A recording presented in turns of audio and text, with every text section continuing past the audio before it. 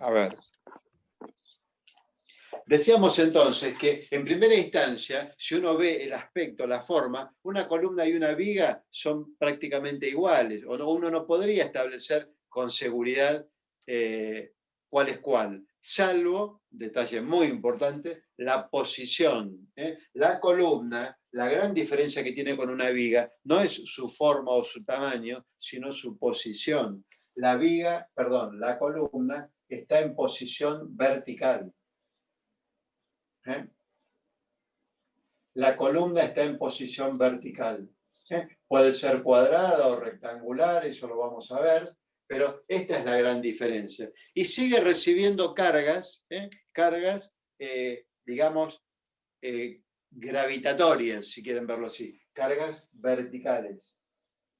Sigue recibiendo cargas verticales. Digo sigue porque, como siempre, en una estructura de sostén para una vivienda, las cargas siguen siendo los pesos que están ahí dando vuelta. El peso de la gente, del ropero, del piso, siempre es lo mismo. Son cargas verticales. Solo a partir de determinada altura, el viento empieza a tener cierto predominio, no hay que despreciarlo, y entonces ahí, bueno, van a aparecer cargas horizontales, que son, por ejemplo, las generadas por el viento. Pero para estructuras de pocos pisos, acá lo que mueve el amperímetro, por decirlo así, son las cargas verticales. Entonces, nosotros seguimos teniendo cargas que apuntan para abajo, como antes, pero acá lo que cambió fue que nosotros veníamos con piezas horizontales y ahora nos encontramos con una pieza vertical, la columna. Entonces, esa es la principal diferencia. Y esto va a traer muchas diferencias en el cálculo. El cálculo es totalmente diferente o muy diferente, tiene muy poco en común, tiene cosas en común, pero tiene muy pocas cosas en común con lo que veníamos viendo hasta ahora. Y entonces, a la hora de calcular una columna, nosotros nos vamos a encontrar con esta cuestión.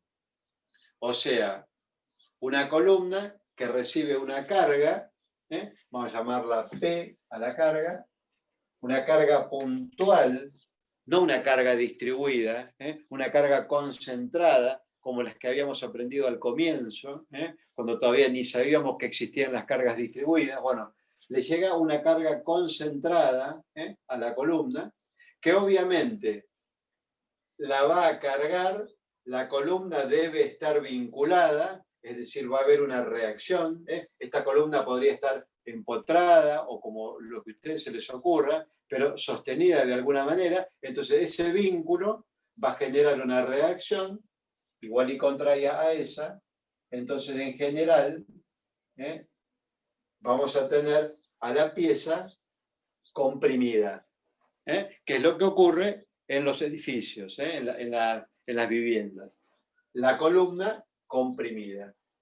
Entonces, ¿qué posibilidades tenemos en cuanto a este tema de, así como yo les decía hoy, que bueno, hoy y otras veces lo hemos hablado, que las losas y las vigas estaban en el estado de solicitación de flexión plana, en donde predominan el corte y el momento? Acá tendríamos que ver en qué estado de solicitación estamos y qué predomina. Entonces, lo que vemos es que la columna, podría llegar a estar en dos estados de solicitación. Pueden darse dos estados, no como la losa y la viga, que siempre estaban en flexión plana. Después, por la forma que la losa tenía, nosotros podíamos despreciar el esfuerzo de corte y solamente centrarnos en el momento flexor, y la viga, por la forma que tenía, en cambio, nos obligaba a que le prestáramos atención no solo al momento flexor, sino también al esfuerzo de corte. Pero eso tenía que ver con las formas y con cómo nosotros armábamos. Pero siempre había un solo estado de solicitación, flexión plana. En el caso de las columnas, podemos tener dos bailes, dos estados de solicitación. Uno, que sería este, que lo llamamos solicitación axil.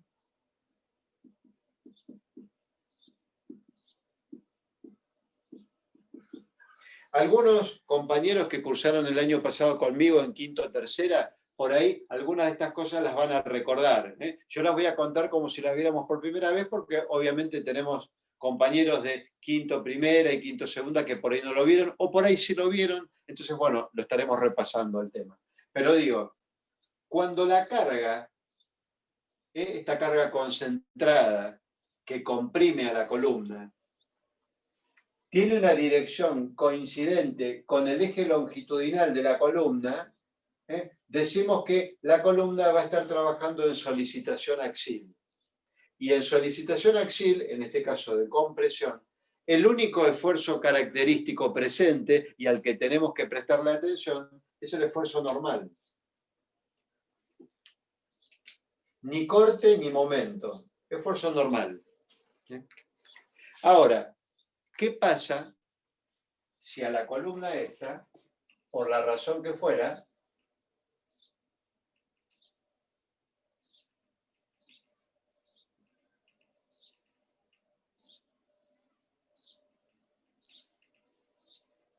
yo la hago rectangular, pero insisto, puede ser cuadrada. Digo, si a esta columna, en lugar de llegarle la carga centrada, coincidente con su eje longitudinal, le llega a una determinada distancia.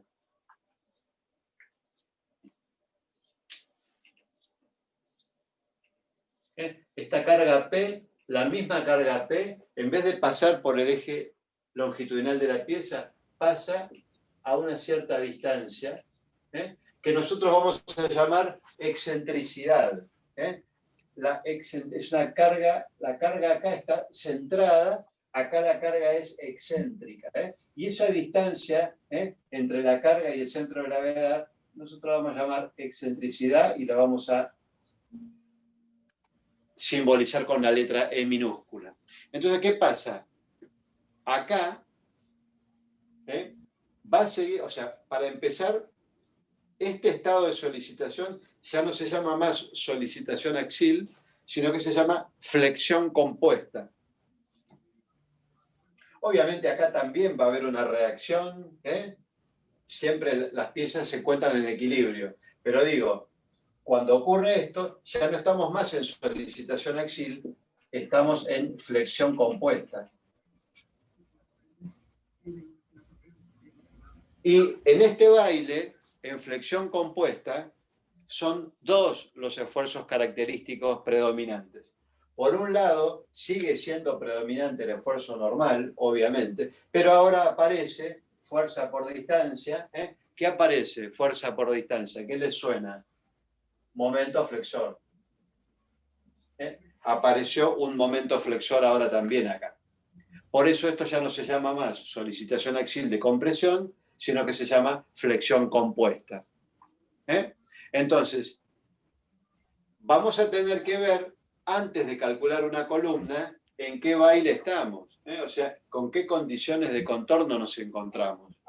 Si la columna va a trabajar en un esquema en el que solamente tengamos que tener en cuenta el esfuerzo normal, o si, además de tener en cuenta el esfuerzo normal, vamos a tener que tener en cuenta el momento flexor. Hasta acá estamos todos de acuerdo. Sí, profe. El resto,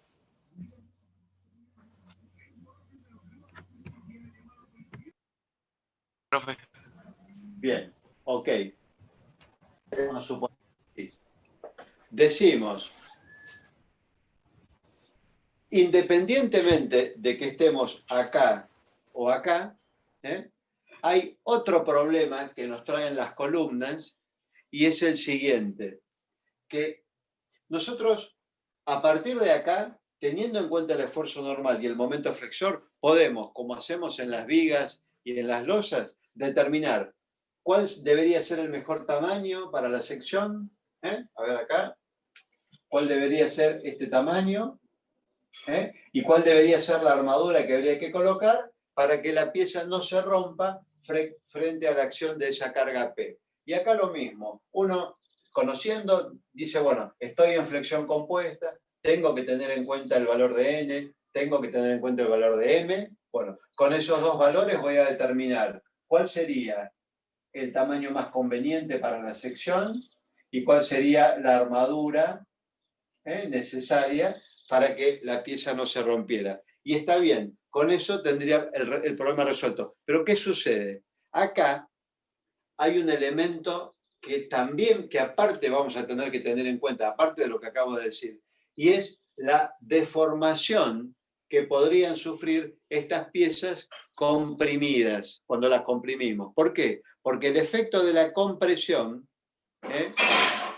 si estas piezas no tienen la rigidez suficiente, la compresión las puede deformar, las puede arquear de tal manera que la pieza termine colapsando, rompiéndose, no porque no haya resistido la carga, sino porque su deformación fue excesiva, y a partir de ahí sobrevino el colapso de la estructura. Se deformó en exceso y ahí se empezaron a desencadenar otros hechos que terminaron rompiendo a la estructura. Y a ver, vamos a analizarlo a esto, a ver si nos entendemos.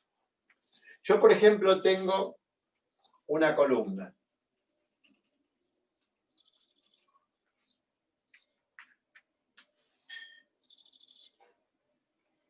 Que yo sé, estoy seguro que le va a llegar una carga, por ejemplo, de 10.000 kilos,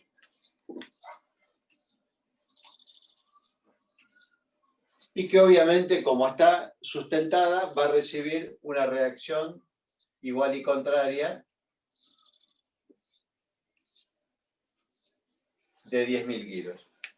Entonces, yo ya sé que como la carga está centrada, que pasa por el eje longitudinal de la columna, va a haber solicitación axial y solamente voy a tener que prestarle atención al esfuerzo normal, porque yo sé que no va a haber excentricidad, entonces no va a haber momento flexor. Habíamos dicho, eso me olvidé de ponerlo, que M era igual a la carga P o el valor de N por la excentricidad. Habíamos dicho fuerza por distancia.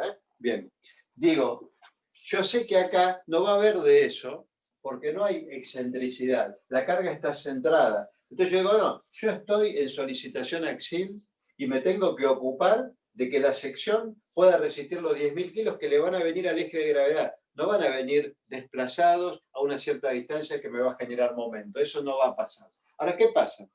Si yo no tengo en cuenta el hecho de que esto por ahí me lleva a elegir un tamaño tal que la pieza sea muy finita, muy como un tallarín, y cuando yo la comprima se produzca un arqueo excesivo, yo con lo que... A ver, esta es la columna en su posición antes de la carga, y esta es la columna una vez que yo la cargué y que se empezó a arquear. Entonces, fíjense qué sucede para esta sección.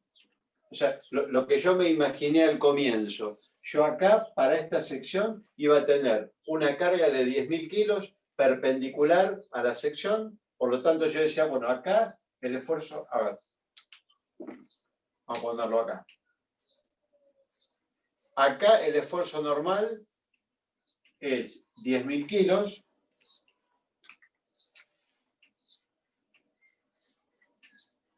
Y el momento flexor es 0, porque la sección, la carga pasa por el centro de gravedad, entonces el momento es nulo. Y así para todas las secciones, en donde la carga pasa por el centro de gravedad, entonces lo único que hay es esfuerzo normal de 10.000 kilos, pero el momento vale 0.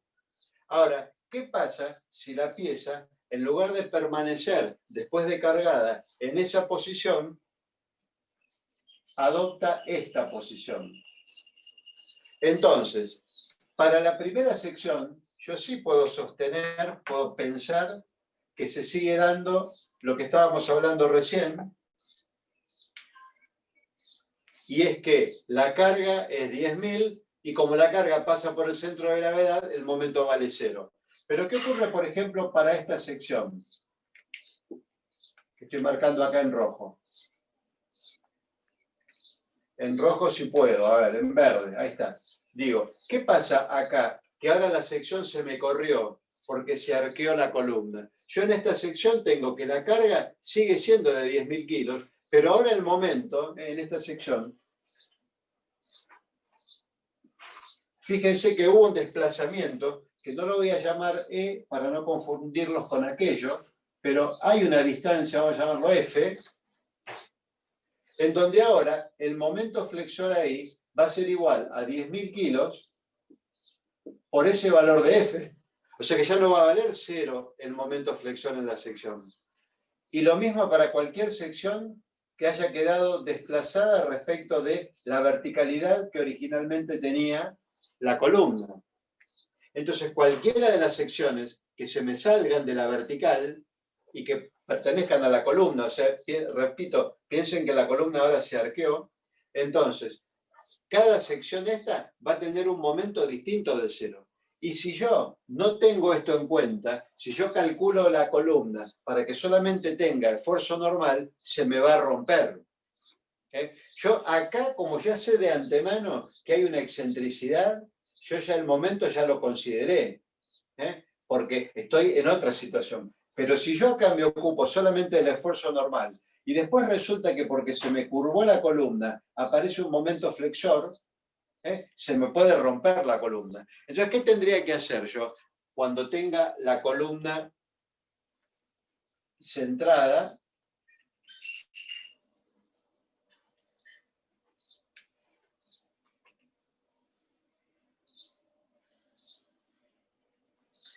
Y a priori crea que como la carga pasa por el eje longitudinal o por el centro de gravedad de cada sección, no debería considerar el momento, solamente el esfuerzo normal. Bueno, lo que yo tengo que hacer es asegurarme que esta columna no se me vaya a curvar, o sea, que no sea finita como un fideo, sino que sea más bien gordita, o sea, que tenga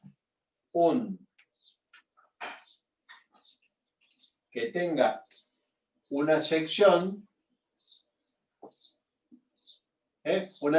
tal que a mí me garantice que para, por ejemplo, una carga de 10.000 kilos no se va a curvar, va a seguir permaneciendo vertical. Entonces, en definitiva, ¿qué es lo que yo tengo que tener en cuenta además en una columna? Lo que llamamos la esbeltez o el grado de esbeltez.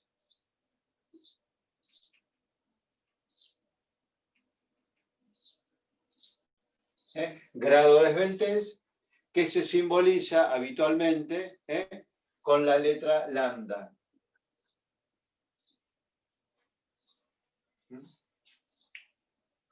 Yo siempre digo lo mismo, ya no me acuerdo si la letra lambda se hace así o así, y bueno, ya no me preocupo. Eso es problema de ustedes, o sea, ustedes fíjense, digan este hace la letra lambda al revés, bueno, yo ya no me acuerdo. Pero bueno, el grado de esbeltez se simboliza con la letra griega lambda.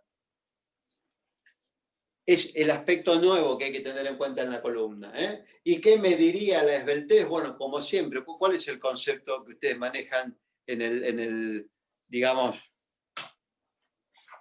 en el día a día, esbeltez? Algo esbelto. Algo esbelto es algo finito, algo que tiene una longitud en relación a su superficie grande. Entonces, cuanto más esbelto es algo, uno tiende a entender que es más finito. Un tallarín, por ejemplo, es más esbelto que cualquier cosa que se les ocurra que tenga más grosor. ¿Sí? No quiero seguir hablando de comida, pero digo, un elemento esbelto es un elemento en el que la superficie y la longitud tienen una relación diferente a otro. Entonces, por ejemplo, un pilar es más robusto que una columna, que un caño. Entonces, si por ejemplo a ustedes les parece que una columna de, por ejemplo, a ver, vamos a hablar de manera exagerada, una columna que tenga 20 centímetros, que sea una columna cuadrada, que tenga 20 centímetros de lado. Esa columna de 20 centímetros de lado, con 1 metro de altura, a ver, vamos a dibujarlo para fijar mejor el concepto. Yo tengo una sección, una columna que tiene 1 metro de altura,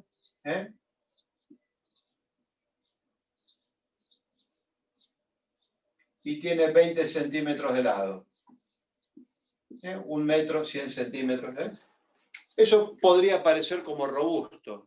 Y uno diría, bueno, esa columna es robusta, pero una columna de 20 centímetros cuadrada, de 20 centímetros de lado, que en lugar de tener 1 metro de altura, tuviera 30 metros de altura, imagínensela, ya ahí tendría ya sería muy flaquita. 20 metros de altura, ya ahí sería una columna esbelta. Y ahí entonces uno no podría asegurar que cuando la carguemos, cuando le apliquemos la compresión, no termine arqueándose. Entonces sería bueno que uno empezara primero a introducir el concepto de esbeltez en las columnas y después, inmediatamente, tener números que nos permitan determinar claramente esta columna es esbelta, esta columna es robusta. No que quede a gusto de cada uno, que uno diga, no, mira, para mí es esbelta o para mí es robusta, como si uno puede decir eso respecto de la figura de una persona. Para mí este tipo es flaquito, este tipo es gordito, para vos no. Bueno, eso no en este aspecto, en esta disciplina es inadmisible.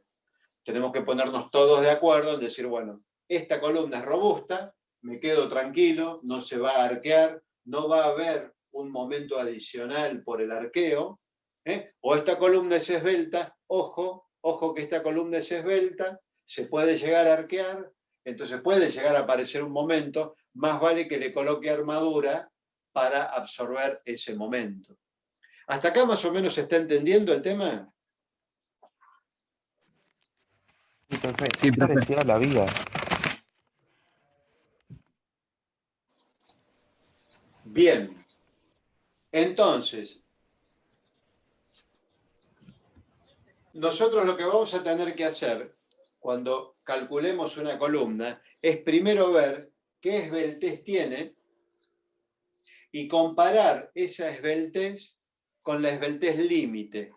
La esbeltez que nos permita decir, bueno, no hay problema, no va a aparecer un momento, digamos, que estaba escondido, o sí, con esta esbeltez, ojo, que puede aparecer un momento que estaba escondido y te termina rompiendo la columna. Entonces más vale que la calcules no solamente para tomar esfuerzo normal, sino para tomar el momento flexor que está escondido. Entonces, ese es el primer tema que nosotros deberíamos ver, cómo evaluar el grado de esbeltez de una columna y cómo compararlo después con esa esbeltez peligrosa, esa esbeltez que nos dice, ojo, que estás calculando una columna flaquita, o la haces más gorda o armala para que resista el momento flexor que podría llegar a aparecer. ¿Se entiende? Sí, Sí, profe. profe. Bien, Sí, profe. perfecto. Entonces, en definitiva, volviendo a este ejemplo, y bueno, vamos a ver ahora si podemos empezar a incorporar algún tipo de formuleo. Yo digo, a partir de determinada esbeltez, a esta columna directamente la voy a poder calcular teniendo en cuenta solamente el esfuerzo normal, o a partir de determinada esbeltez voy a tener que calcular, no solamente el esfuerzo normal, sino el momento flexor. Y vamos a ir a los números rápido. ¿Cuál va a ser siempre el esfuerzo normal en una columna? Esta carga P, porque es la única carga que hay. Carga perpendicular, recordamos de esfuerzo normal, era uno de los 3 esfuerzos característicos, y lo medíamos cuando había cargas perpendiculares a la sección. Si la pieza estaba en posición horizontal, las secciones tenían esta posición, entonces hablábamos de cargas horizontales, cargas perpendiculares a la sección. Como ahora nosotros rotamos a la pieza, ahora estas son las secciones, la carga esta, como es perpendicular a la sección, tenemos que tomarla como que le va a provocar esfuerzo normal. Entonces, siempre el esfuerzo normal va a ser el valor de la carga P que actúa en la columna. Siempre es P. Ahora, cuando aparece este caso del arqueo, y hay que calcular además un momento flexor, o ponerle a esa columna flaquita, ponerle armadura para que tome este momento, ¿cómo medimos ese momento? Bueno, como la carga P por esa excentricidad que ocurre cuando la pieza se arquea, y que hoy la habíamos medido con la letra F, entonces acá vamos a poner F, en donde F es lo que nosotros llamamos la excentricidad adicional. Es una excentricidad que no teníamos, que no la veíamos, pero que se agrega al problema, excentricidad adicional, producto del arqueo de la columna, porque la estamos haciendo más flaquita, más esbelta de lo aconsejable. Entonces nosotros asumimos el riesgo de utilizar una columna flaquita,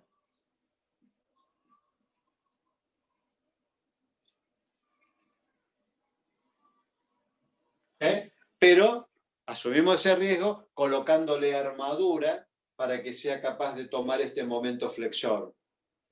Decíamos, si la columna es flaquita, se arquea, entonces, entre el eje original y el eje curvado va a haber una distancia. Nosotros tomamos de todas las distancias la más grande, siempre nos ponemos del lado de la seguridad, y a este valor, F, excentricidad adicional, lo llamamos, tratamos de evaluarlo de alguna manera, y multiplicándolo por la carga, fuerza por distancia, obtenemos ese momento adicional, que no estaba previsto. Y que, repito, si nosotros en cambio utilizamos una columna gorda,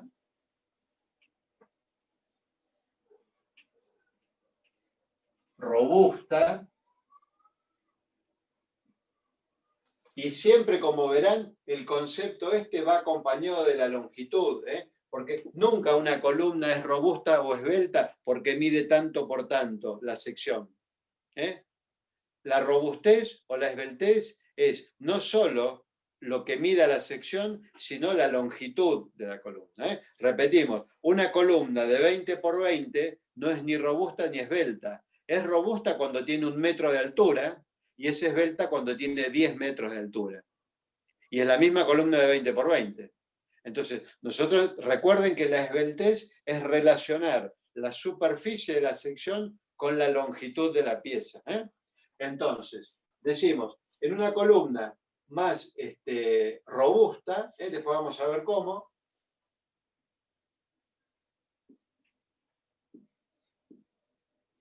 directamente vamos a trabajar con N. N igual a P, y nada más. Acá es N igual a P, y además M igual a P por F. Entonces, a partir de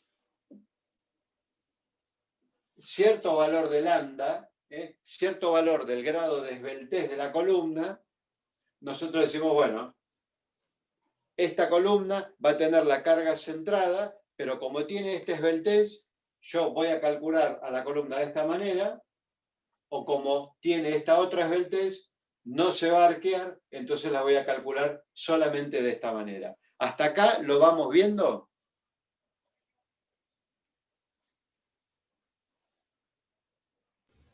Sí, profe.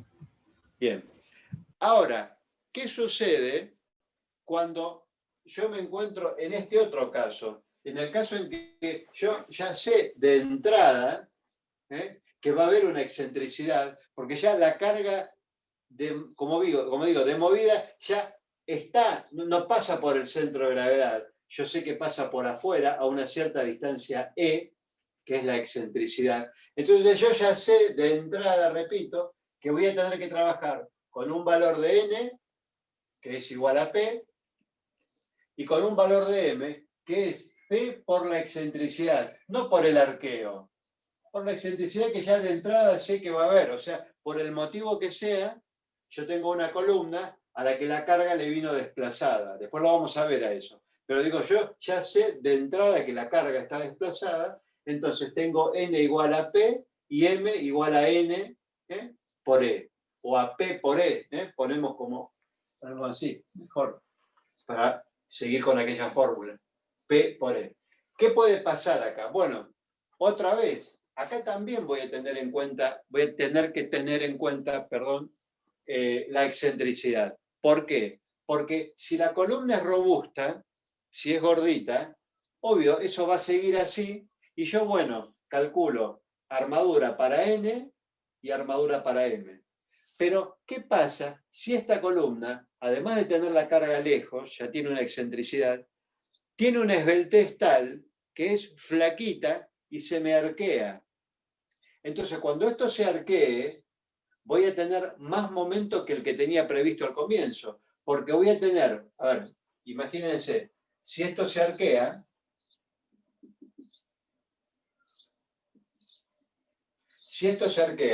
ahora, para estas secciones, el momento no va a ser P por E, va a ser P por E más F, producto del arqueo.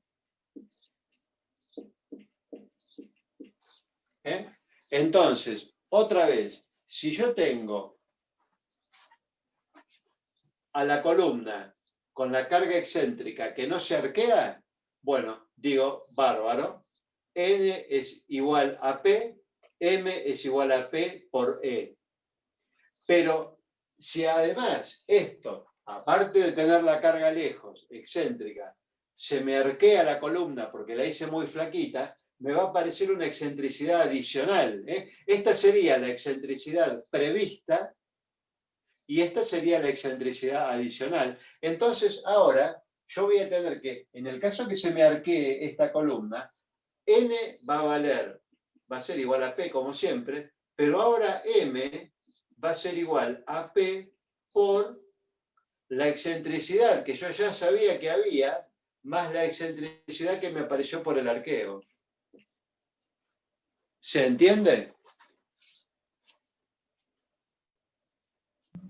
Sí, profe. En general, cuando no hay arqueo, E es directamente como aparece ahí. Cuando hay arqueo, para diferenciarlo, a esto se lo llama E sub 0, que es la excentricidad adicional más F. Pero igual es un dato. Cuando uno ve E y F, ya se imagina qué está pasando. E es la excentricidad que ya sabía que había, F es la excentricidad que me apareció, digamos, si quieren, por accidente o como lo quieran llamar. Simplemente eso es porque hice la columna tan esbelta que se me arqueó. Entonces, ¿qué quiero decir con esto? Que la excentricidad siempre es necesario tenerla en cuenta, porque el arqueo me trae problemas para la columna cargada en solicitación axil con la carga centrada, y también me puede traer problemas para una columna en donde yo ya de antes tenía en cuenta el momento flexor, le coloqué armadura para tomar ese momento, pero no le había puesto para tomar un momento tan grande.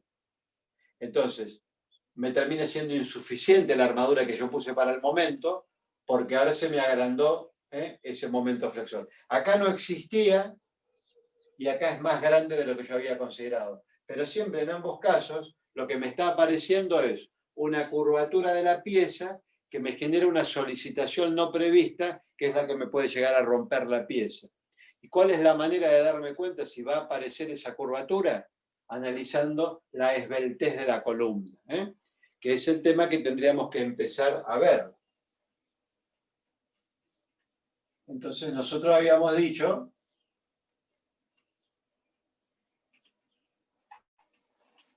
que íbamos a simbolizar a la esbeltez o al grado de esbeltez con la letra griega lambda, grado de esbeltez.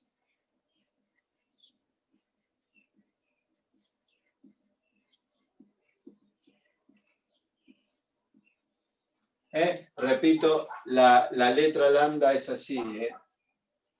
A mí me sale así, bueno, ya ni sé cuál es las dos, pero bueno, una de estas es la verdadera, no viene al caso. Letra griega, lambda. Simboliza la esbeltez, simboliza entonces la relación que hay en una columna entre su superficie y su longitud. Esto dicho de una manera simple. Relaciona. Profe, queda un minuto para que termine la clase. Dale, gracias. Esto relaciona al tamaño de las